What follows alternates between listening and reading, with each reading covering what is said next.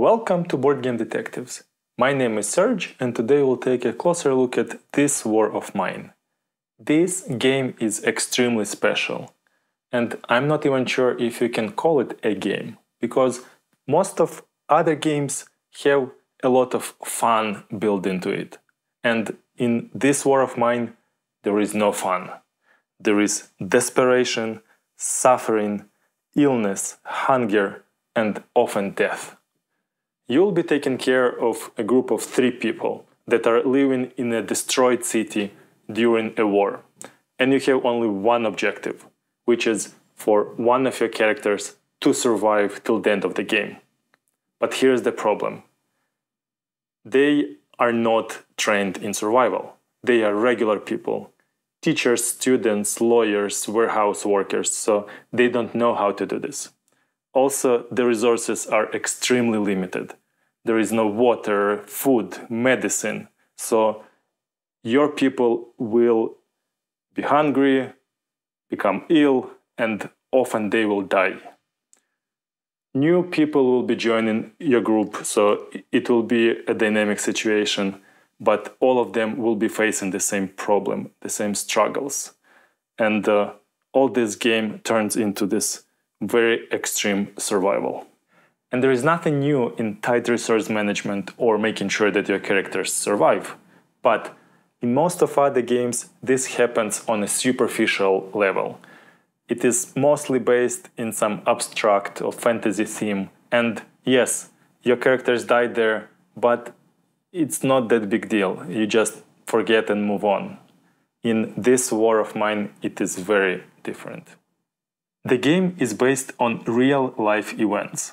The Bosnian War in 1990s. So we have real people like you and I that live in a modern city. The house here is similar to what many people now live in, which makes this game very relatable. You begin to empathize to those people and you get much deeper connections with them, which changes everything. The experience is not superficial anymore, as with most of other games. No, This War of Mine goes on the visceral level, down deep, and it invokes your primal emotions, like fear, like need to belong to something. And this experience is even traumatizing. I don't want to use word PTSD to be respectful to people who do suffer from this, but it does scar your soul. This is not a game, like this is this big experience of war, which I believe is very important for people to go through today with everything that is happening around the world. Like, this is a good simulation for you to understand what war really is. I think it depicts it really well. So for this reason, This War of Mine is a very special game for me. And I rank it as a gem. I highly recommend it. In today's video, we will talk more about the history of the game, about how to play it, and things that I like about this. But first, let's take a quick look at the BGG stats. The game was designed by Michael Orach and Jacob Wisniewski. They released the game in 2017, and it has overall rank of 176. It says it can play up to 6 players, which I have no clue how you would do this. And the community rightfully says that it's best at 1, maybe at 2 or 3. Playing time 45 to 120 minutes. Nope, you will spend more time, especially considering the hard and difficult decisions that you would have to take every step. Weight 3.3. Arguably, it is easier just because the designers provided very nice aids that help you go through the game. And I'll touch base on this later, but it is very low barrier for entry into this game. This War of Mine is a re-implementation of a video game which has the same name and which was released in 2014. The designers did an amazing job with transferring the video game into the board game. Very well done.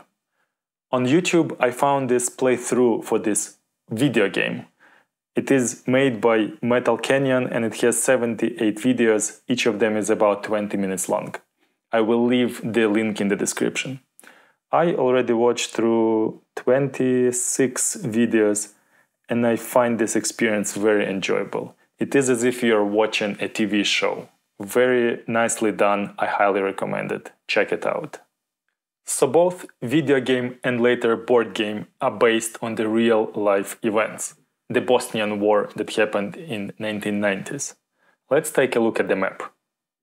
Bosnia is located in Europe. The game that we're playing is taking place in Sarajevo, which is the capital of Bosnia, and it is a beautiful city surrounded by mountains. The history of the city is interesting.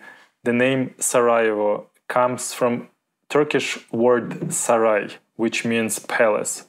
Back in the day, Sarajevo and Bosnia were under Ottoman Empire, which influenced it greatly, and it made Sarajevo extremely multicultural and diverse city, which later played a role in the war that happened when Yugoslavia, a bigger state, broke down into several smaller states, and there was this conflict when those countries were trying to forge their identity.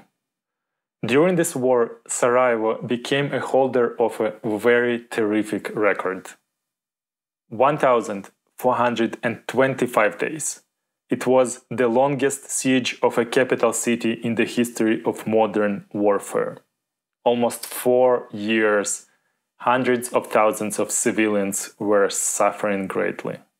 Hopefully this beautiful city never experiences this again.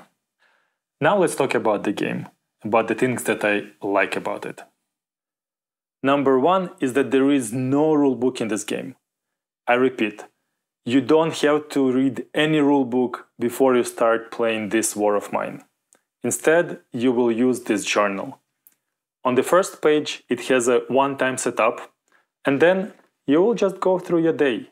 Morning, day actions. The journal will tell you what to do in each of those sections. It is very easy to follow, and again, you don't need to know this before you start playing. I was very skeptical at the beginning, like, how can you play the game when you don't know the rules? But the journal works beautifully. It guides you through the first day, but then you just keep using it. Every next day, you just flip to morning section, and you just again go through the journal, and it nicely leads you through the day. There are 10 days in total for this game, and all 10 days you will be using this all the time. On top of the journal, you have another amazing piece here, the book of scripts, and it serves two purposes. Number one, it provides some additional rule clarification that journal can refer to. And number two is much more important. There is a lot of things happening in this game, and all of them will be referring to this book. They will give you some specific number, you will read the story, and this will provide you extremely high level of immersion for this game. I did watch some videos of eyewitnesses from those events, and the stories that they are telling are very close to the stories in this book. So this book does provide you like this very authentic experience of what you might expect during a war. The next one is managing the well-being of your character. Each of those characters can suffer from hunger, illness, fatigue, misery, or wounds. And those 5 can range from 0, when you don't have any, or all the way to 4, where you can die. The higher the number, the less of the 3 available actions you can perform during the day. So for example, if your illness is 3, you are useless, you cannot do anything until you are healed. So managing this well-being of all of your characters becomes the central focus for this game. And to accomplish that, you need resources. At the beginning of the game, your house will have some resources. You'll have to search through heaps and furniture to find those, and they are really good. The problem is that in order to get to them, you will have to dig through rubble, which takes time and effort. Also, you might need to have a lockpick to open a closed door, or a saw blade to cut the bars. And when you do so, you will also get some resources. Your initial findings will not sustain you for a very long time. Also, the weather is not great. It is very cold, and every day it gets colder. And if you don't do something about that, your characters will become ill very quick. So you have no choice but to make your house more livable. And luckily, there are a ton of different upgrades that you can make. Here are some of them. You can make a heater to make your house warmer, stove to cook food, bed to have a better sleep, metal workshop to create better tools, or even radio just to check on what's happening in the city. Building those upgrades will take even more resources. So you don't have much choice but to go outside of your house to find those. There are a lot of locations in this game, and 3 of them will be available each round. You will take 10, 12 or 14 explorations cards that you will use to explore one of those locations. And I really like how they made this deck work. So you have, let's say, 10 to 14 cards, and some of those cards are the locations with your resources. But in order to get to those cards, you'll have to go through open spaces, staircases, doors, and each of those cards make noise. And you don't want noise. So the card gives you an option. You can discard 1, 2 or 3 cards in order not to make noise. Or you can say screw it and just make the noise and do not sacrifice any cards. The higher your noise level gets, the more risky situation for you. Some cards are asking you to roll for the noise, and if you roll the number which is same or lower than your level of noise, you encounter residents. And sometimes those residents are good. They are civilians, same as you are. And this is a great opportunity to trade with them. However, in majority of cases, you will encounter thugs or soldiers, and that's where it becomes deadly for you. What I like about this game is that it allows you to become deadly yourself. You can get rifles, shotgun, pistol, hatchet, knife, and then this encounter is deadly for your opponents as well. And if you succeed, you will also get resources from that. So similar to real life, you can behave as a quiet mouse and try not to attract any attention. Or you can just plow through and shoot left and right. I'm not saying which one is better, which one is worth. It's good that the game gives you those options. Being armed and dangerous does help during the night raids, which happen after every day. You'll be visited by looters and raging gangs that are trying to steal your resources, and they don't mind killing you in the process. You will have to fight them. And you will do this through these dice, which I don't like, but it is what it is. A little bit of luck involved here. On the flip side, you will also have friendly visitors during the day, like traders, doctors, which might be useful for you if you have enough resources to pay for their services. During the game, you will have to deal with a lot of different types of resources, and it might look overwhelming, but the game does make it very simple to manage all of this, and all of that is interconnected and makes sense and is very useful. So here we are. This War of Mine is a rather complex game. However, the designers did an excellent job in making it very simple to play. It is very accessible. This War of Mine is about a war. It is about civilian suffering.